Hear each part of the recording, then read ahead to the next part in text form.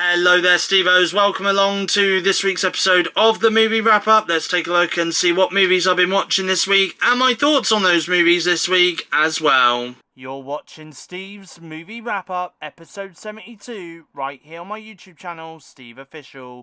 The first movie we'll be reviewing in this episode is Ballerina from the world of John Wick. So the first movie I watched this week is Ballerina, which I gave 3.5 stars over on Letterboxd. Len Wiseman directed the movie Ballerina from the world of John Wick, but who has the time to actually say that title of the movie? So to make things more simple, we will go by just the solo title of the film, which is simply just called Ballerina. So with Ballerina, what did I think about it? Safe to say I had a fun time with the movie, and yes, it is part of the John Wick universe, hence why in the original title, it has from the world of John Wick in the title. The movie does take place in between the third and fourth John Wick movies, so if you are planning to watch the John Wick franchise in chronological order, then make sure to watch this in between John Wick 3 and 4. We do see Keanu Reeves make an appearance as John Wick in the film, and I'll be honest, he is in this a lot more than I was expecting. We knew he was going to make a cameo in the film, as seen in the trailers for the film, which is a shame because after all, had they kept him out the trailers and even the posters of the film, then it would have been a nice surprise for John Wick and Keanu Reeves fans to see him turn up in this film. But in order to get the money in at the box office, I guess they had to reveal he was in the movie somewhat. Ana de Armas stars in the movie alongside, surprisingly, Norman Reedus. I wasn't expecting to see Norman Reedus in this film, but then again, there is a part of me that instantly thought, actually, it makes sense for him to appear somewhere in the universe that is John Wick. Ana de Armas plays the main lead role in the film, and I think she is absolutely great in the film. I hope we do see her character appear again somewhere later down the line within the John Wick universe, or if they make a sequel for this film, then I would love to see her character come back and kick some ass. Talking about ass kicking here, the action sequences in this were rather decent. Absolutely loved the action scenes we get in the opening scene of the film. There are a couple of action sequences I enjoyed in here, one involving a nightclub, another which involves being in a kitchen, being locked in a freezer for a little while. Must have been brutal, and if you have seen the film for yourself, then you know what I'm talking about. And then the final act of the film, where it does involve all these flame guns, I thought that was also pretty awesome as well. There were some great shots in here as well, which I thought were rather decent and very cinematic feeling at times too. As for the dialogue, I thought it was pretty good. There was some lines within the dialogue that did make me chuckle at times. Just like the main John Wick films, there is a revenge story where a little girl loses her father, and so many years later we see her set out to kill those who killed her father along with the tribe. We do see a montage of her being trained in order to get her revenge. I kind of wish we got to see her it in more extensive ways, but then again, that would have made the film a lot longer, and they needed to get to the point, I guess, for the sake of the running time. Ballerina does come with a running time that does clock in at 2 hours 4 minutes, and for me, it didn't outstay its welcome at all. There were plenty of action in here to get your teeth sunk into, which is great. Is Ballerina a movie I would recommend? Well, if you have seen the John Wick movies, then definitely check this one out for sure, because you will enjoy it. There are plenty of more spin-off movies coming from the John Wick universe, and I am interested in seeing what they look like in the future. I know that last year there was a spin-off series that released on Amazon Prime Video called The Continental from the world of John Wick, which I've not yet seen, but I should check that out, as I think that's the only thing from the John Wick spin-off that I've not yet seen. I believe it came out last year sometime. Is Ballerina a movie I can see myself going back and revisiting again? Yeah, for sure, I can see myself watching this again. I will likely own this on digital when it does get released on digital later this year, as I do have the 4 John Wick movies purchased on digital anyways. Also, if you are someone who is into your action and thriller movies, then again, I would definitely recommend this movie. One final thing I will say, and I will never understand this, and it's the same with the John Wick movies, is that when they have these action and fighting sequences, the people who get stabbed and shot, they never seem to die straight away. Like, if you went and stabbed someone multiple times in real life, you would bleed out and likely die straight away. But in these action movies, I swear these people are superhuman or something. Very weird and very odd, but nevertheless though, the action sequences is what I do always enjoy as well. And for those who are worried about Chad Stahelski is involved in the movie as well, just doesn't direct the movie, but creatively though he is involved, I can confirm that. Ballerina from the world of John Wick, or just in short form terms, Ballerina, is now showing in cinemas and theatres worldwide. 28 years later.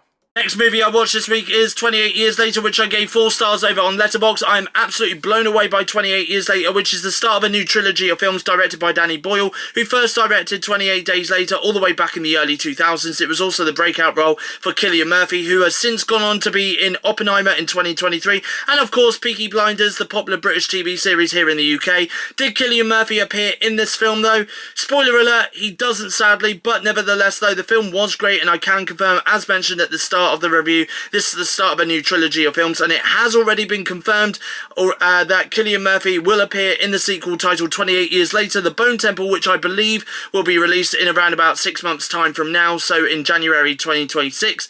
He will appear towards the end of that film and then have a more important and vital role to play in the last film of this new trilogy, which I have no idea when that film is coming out, either in late 2026 or maybe early 2027 is probably my guess. But what can I say about 28 Years Later? I love the fact that this horror movie starts off with Teletubbies. I have, for the last couple of years, wanted to see Teletubbies turn up in a horror movie, because after all, that show, looking back at my favourite childhood show growing up as a kid, seeing it now as an adult, that show had some traumatising stuff in it.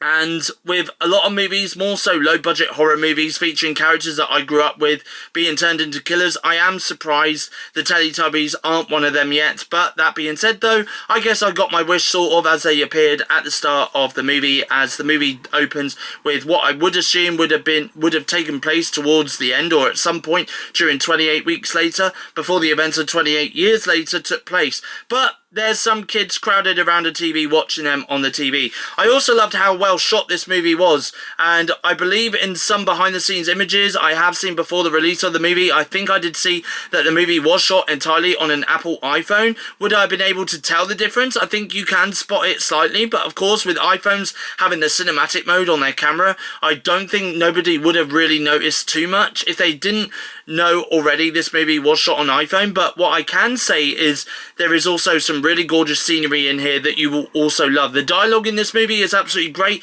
There are some rather feel-good scenes in here. There is some scenes that viewers will find rather sad, and I would advise, despite this being a horror, but definitely take some tissues with you, especially with what happens towards the end of the movie, which I won't spoil, but you will definitely need them then with what happens in those scenes. There are, in between those scenes, some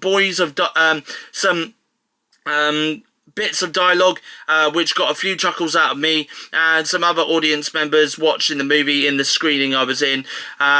Also chuckled at some of those bits of dialogue as well. Does watching this movie make me interested in seeing the sequel and seeing what happens next? Of course it does. Like I said earlier in the review, we don't have too long to wait for the sequel, as I believe the movie will be releasing in January 2026. I will also add that the character development in this was great. At first I did think to myself, are we just going to follow these characters who we have no idea who they are? But it turns out we see the characters develop, and some of them are quite likeable characters as well, but we follow their journey throughout the course of the movie, which is great. And I would say throughout the space of the running time, we do get to know the characters in more detail. For me, I am going to say that the standout performer in this, well, there's two standout performers. I think the first one is the kid actor that plays one of the main roles in the movie, called Spike. We follow him pretty much all throughout the running time, but also we see his character and the relationship he has with his mother and father. But the second person who is a standout in this movie has got to be Jodie Comer, and honestly there are some heartbreaking scenes which, again, for spoiler reasons, I won't delve into, but I will say that she nails it on the head. I'll be honest, I have only seen 28 Days Later and 28 Weeks Later once, I believe, and I don't think I really enjoyed both of those movies, in my opinion, sadly. Everyone I know who loves horror does rave about 28 Days Later being good, but they do always say that 28 Weeks Later isn't as great as 28 Days Later, and I will agree with them on that, to be honest, because I think even though I couldn't quite get into them movies, but if I had the choice, I would say that 28 Days Later was better than 28 Weeks Later from my memory. Is 28 Years Later a movie I would recommend people to watch? Definitely go and check this one out on the big screen for sure. And is this a movie I can see myself revisiting and rewatching again? Yes, for sure. And despite not owning the first two on digital, and despite the fact that this is the beginning of a new trilogy, I may end up getting this on digital later this year, where it does end up being released on digital. 28 Years Later, though, is now showing in cinemas and theatres worldwide. Elio. Finally this week, the last movie I've watched is Elio, which I gave 3.5 stars over on Letterboxd. Elio is the latest movie by Disney Pixar, and I will say that I enjoyed this one a lot, and there's a few things I want to unpack in here as well. Firstly, I think the showing I went to see this movie in was the first showing, as I went to see this on the day this film was released, and the cinema was relatively busy with people, so clearly this one has piqued some Disney and Pixar fans' interest. Secondly, the visuals in this movie was absolutely gorgeous. Of course, the film does focus a lot on space and what's outside of our planet, that is Earth. So understandably, the visuals in this, especially in the sky and in space, were really gorgeous to look at. And also, speaking of visuals, it's not just the space scenes that looked really gorgeous, it was also the scenes at the beach. The fact we had the blurred background at times during the day and during the night made those scenes almost realistic, almost like they hadn't been animated but were filmed in live action. Absolutely stunning is the words I would put for those beach scenes within the film. Thirdly, character development is important, and I will say that there wasn't any characters in here at all you would find unlikable. I guess there isn't really any villains of the movie, to be honest, but like there is a bad guy in here, but he turns more softer towards the end of the movie, and there is even someone else that Elio doesn't get on well with, who becomes good friends with him by the end of the movie. I hope I haven't spoiled the ending of the movie by mentioning any of this, especially if you are seeing this before seeing the movie during opening weekend. Also, the messaging behind the movie was really sweet, and the message being that you are not alone, there is a place for everyone on the planet. The film does deal with pain, loss and grief in a sensitive and sensible way as well, which was really nice. There was a this was a feel-good movie that I enjoyed.